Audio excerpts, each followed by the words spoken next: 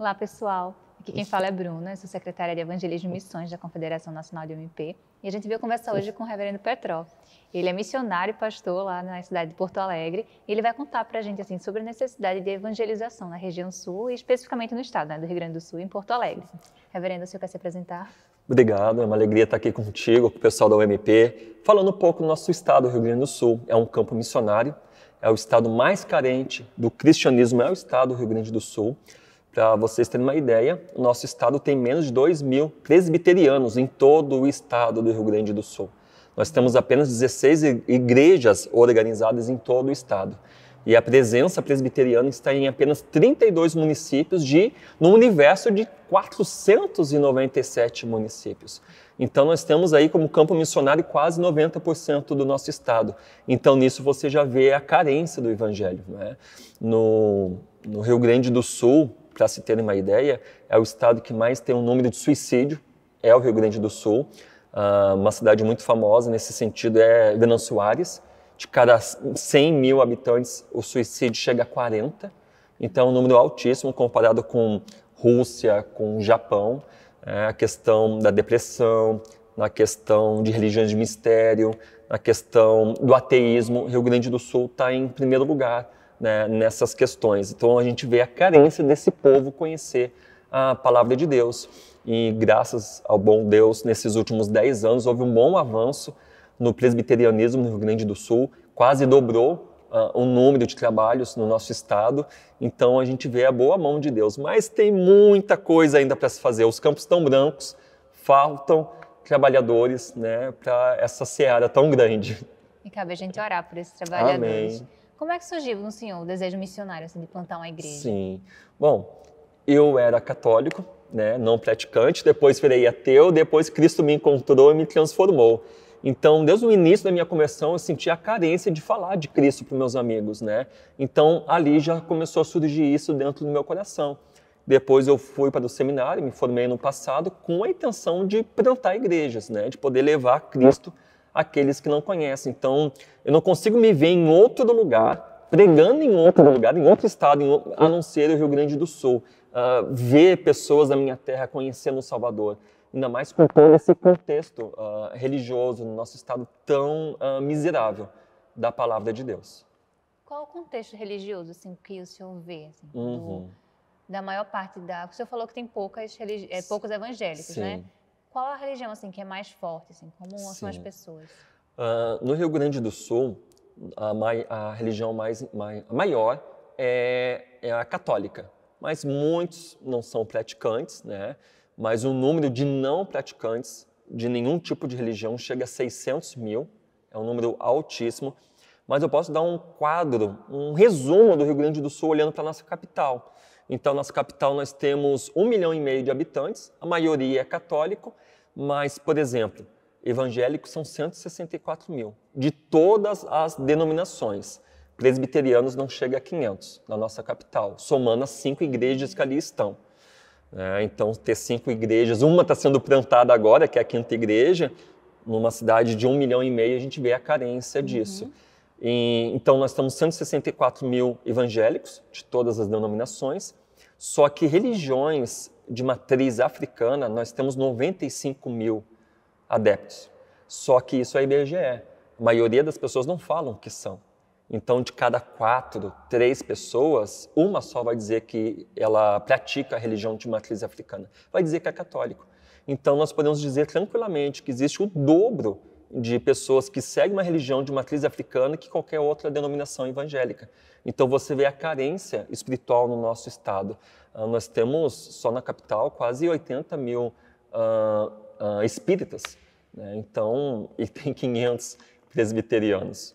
Então, a gente vê a carência. Então, o maior número é católico, sem religião está em segundo lugar, depois evangélicos, de todas as matrizes, e religiões de mistério.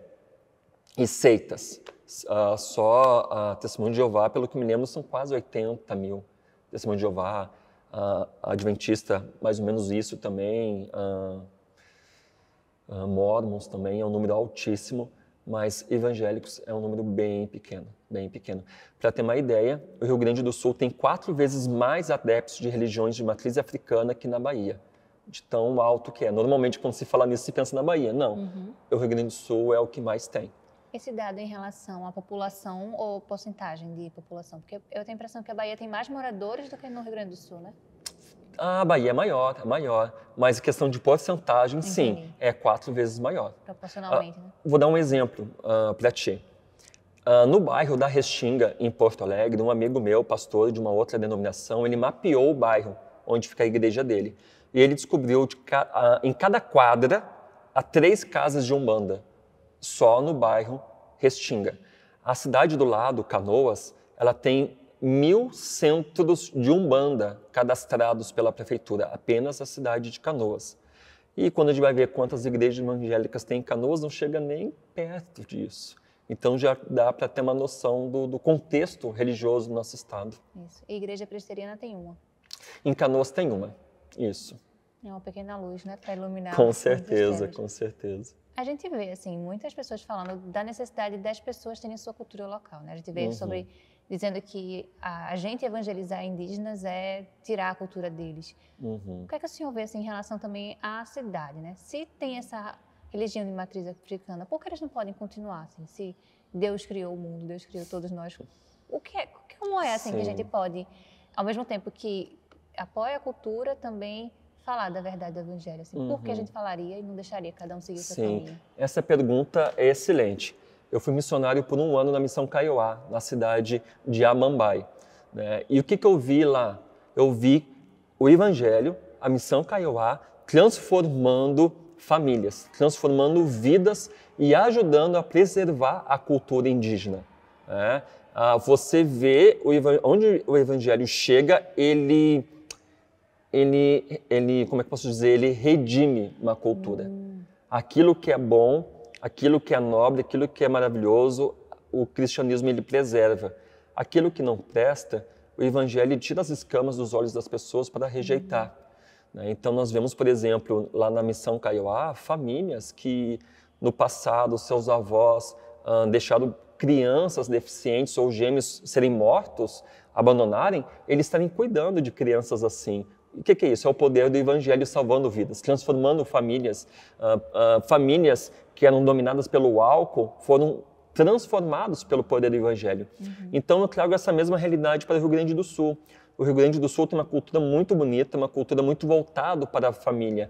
E o que o cristianismo faz quando chega no Rio Grande do Sul? Ele transforma essa cultura, ele redime a cultura. Então o cristianismo ele salva pessoas naquelas regiões, aquelas culturas, transformando as suas vidas. E quando a palavra de Deus chega a essas pessoas, tudo muda. A pessoa não fala assim, puxa, que pena que agora isso na minha cultura eu perdi. Eu nunca vi um crente fazer isso. Ele fica feliz de ter abandonado certas coisas da sua cultura que na verdade, o escravizava no pecado, ou até era algo que maltratava a sua vida, a sua família. Um exemplo da própria cultura indígena, onde o evangelho chega, a sua língua é preservada.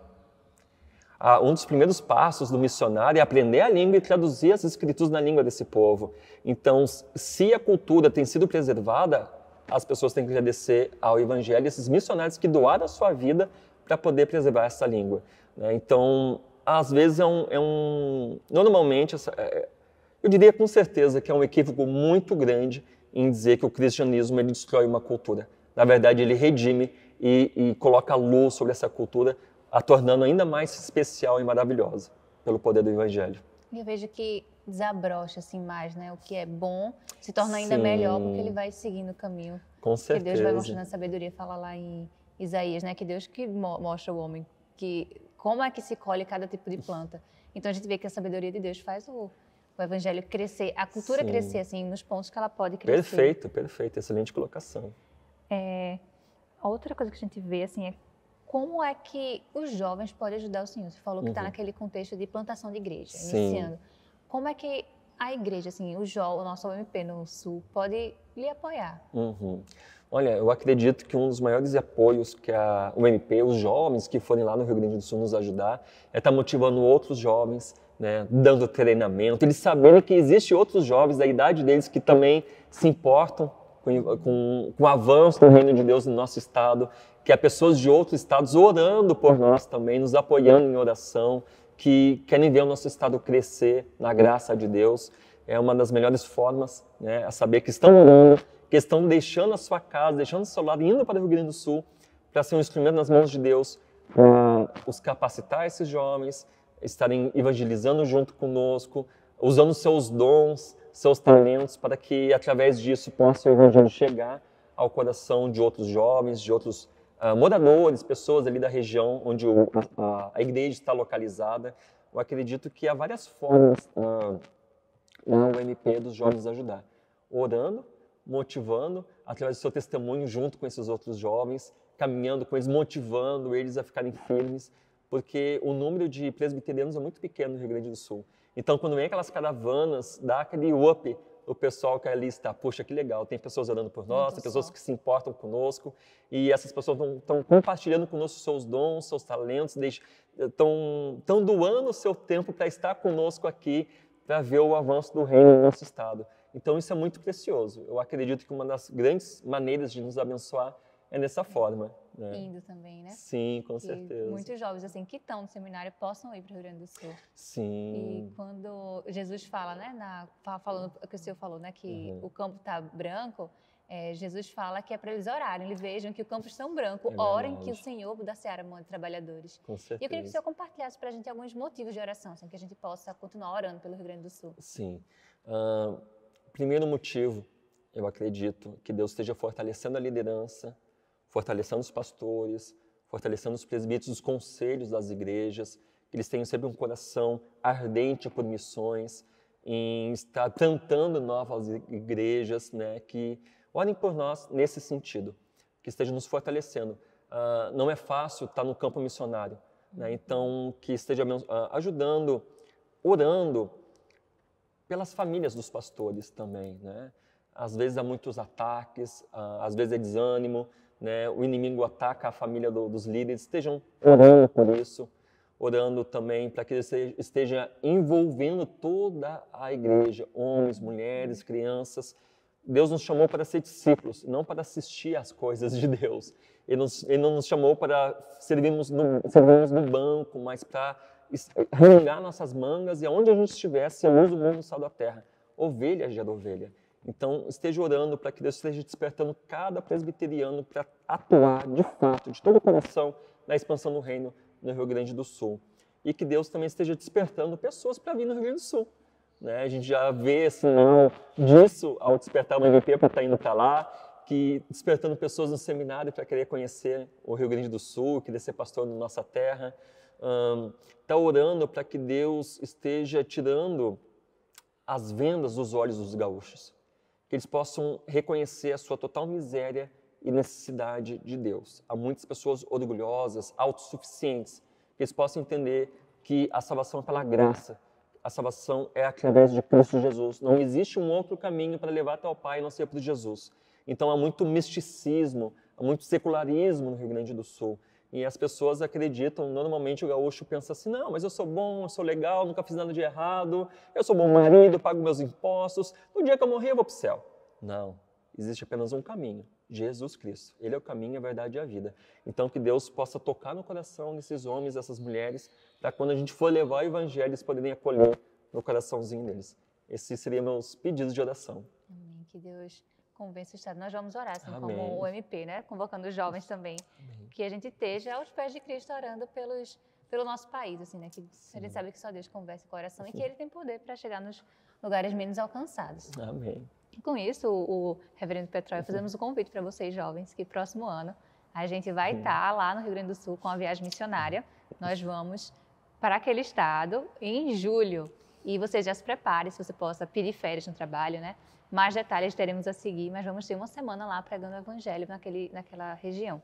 E se antes disso você quiser ir, né, passar umas férias lá e quiser apoiar o missionário, entre em contato com ele, que a gente vai... Como é que o senhor faz hoje? Ele me contou como é que faz a evangelização hoje no dia a dia e eu achei muito legal. Se eu quiser convidar os jovens também a ir com o senhor para as praças, pode falar. O gaúcho, ele gosta de amizade.